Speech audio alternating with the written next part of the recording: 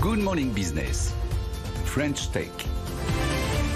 6h42 sur BFM Business et RMC Découverte, et nous allons parler santé prédictive avec vous, Thomas Schmitt. Bonjour. Bonjour.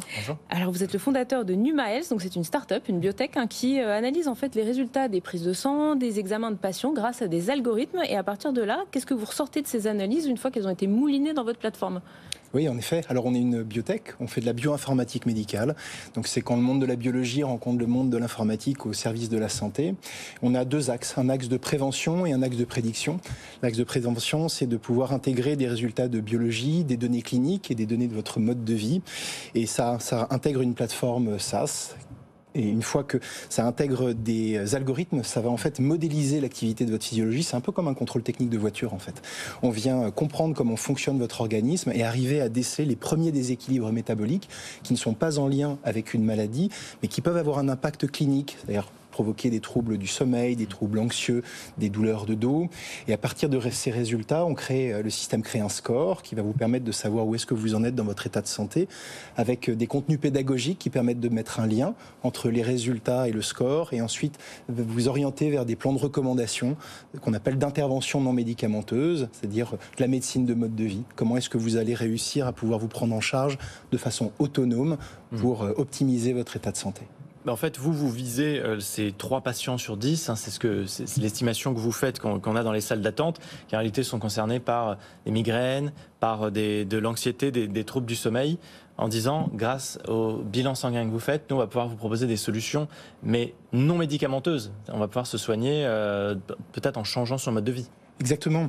En fait, 30% des patients qui consultent un médecin sont dans des états entre deux. On voit la santé en France comme un état binaire. Soit vous êtes en bonne santé et finalement il n'y a rien à faire, soit vous êtes malade et là vous rentrez dans un parcours classique. Mais 30% des patients sont dans des états intermédiaires, qu'on appelle des troubles fonctionnels. Et l'idée en fait, c'est de pouvoir proposer à ces patients des solutions, d'intégrer ces résultats de biologie, de comprendre où est-ce qu'on en est et de pouvoir se prendre en charge de façon autonome. En effet, grâce à des recommandations validées scientifiquement, de comment est-ce qu'on modifie son mode de vie pour optimiser son état de santé. Mais alors, à quel niveau de précision on va dans les conseils ? Parce que quand je vous entends parler de prescriptions non médicamenteuses, donc en gros c'est changer l'alimentation, le sommeil, etc. Si c'est juste manger 5 fruits et légumes par jour et dormir 8 heures par nuit, on le sait. Donc à quel niveau de personnalisation vous pouvez aller justement sur ça ? C'est manger tel ou tel type d'aliment en particulier ? C'est quoi ? Oui, exactement. C'est l'intérêt de la biologie, c'est qu'on va vraiment très profondément dans la personnalisation. Donc on rentre vraiment dans le fonctionnement de votre moteur pour être très précis sur les conseils. Donc on sort des vérités classiques de prévention primaire, manger, bouger, 5 fruits et légumes par jour, et on rentre vraiment dans la compréhension de votre métabolisme et on devient très précis. Quel type d'oligo-éléments, quelles vitamines, du sélénium, du calcium, du magnésium, selon votre métabolisme. Et c'est l'intérêt d'aller rechercher les informations au travers de la biologie, parce qu'on devient vraiment très précis.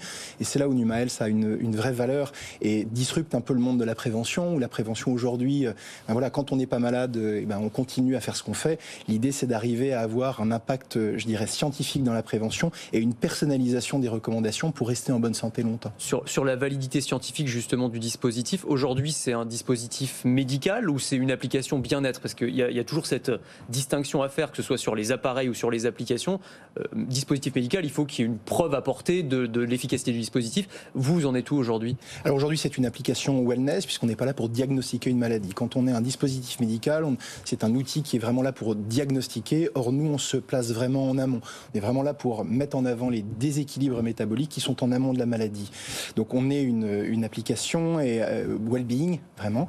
Et là, ensuite, notre deuxième pan de l'entreprise, c'est de la recherche en termes de prédictivité de maladie, où là, on se rentre vraiment dans le protocole des dispositifs médicaux, avec des études cliniques, de la publication, orientée vers les maladies graves, comme le cancer du pancréas et le cancer du sein. Donc, on a vraiment 2 activités dans l'entreprise.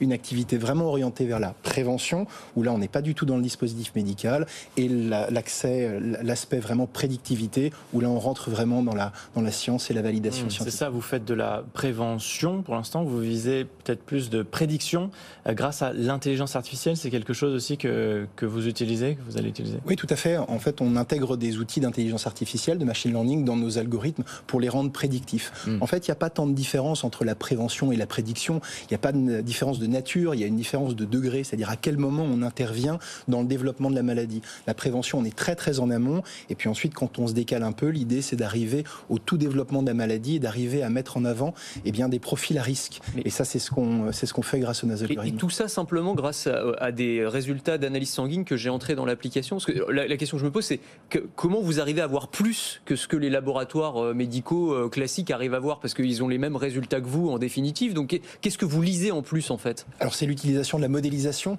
La modélisation, c'est de rendre simple des systèmes complexes.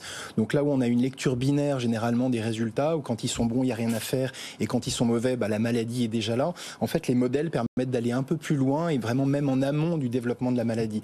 Donc les modèles, c'est vraiment de pouvoir agréger beaucoup de données, pouvoir modéliser un système complexe et d'arriver à prédire en amont du développement de la maladie. Mais alors comment vous ramenez ensuite, parce qu'on se dit si grâce à votre outil on se rend compte que peut-être dans 5 ans, 6 ans je risque de développer un cancer, comment vous ramenez le patient dans le giron médical pour ne pas le laisser tout seul, s'automédicamenter, chercher sur internet des traitements qui ne seront pas des traitements valides? Alors nous on est une entreprise médicale, on a été créé par des médecins, mon cofondateur est médecin.